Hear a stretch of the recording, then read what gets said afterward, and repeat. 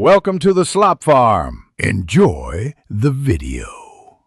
In this video, I will show how to reset the Ford Bronco screen, easy method. Start by powering the vehicle to accessory and locating the power and volume buttons on the bezel.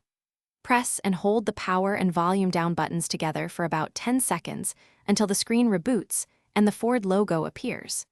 If the screen does not respond, try cycling the ignition and repeating the button hold before moving to deeper troubleshooting steps.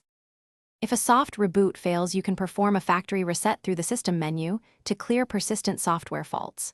Go to Settings, choose System, then Restore Factory Defaults and confirm the action when prompted. This clears stored preferences and may resolve corrupted data causing freezes, so prepare to repair Bluetooth devices and reset radio presets.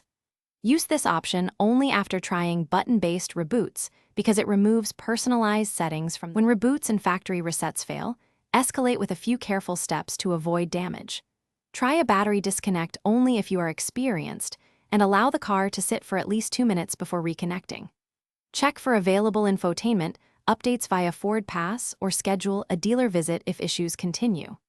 Always note error messages, freeze patterns, or exact steps that trigger problems to help technicians diagnose the issue faster.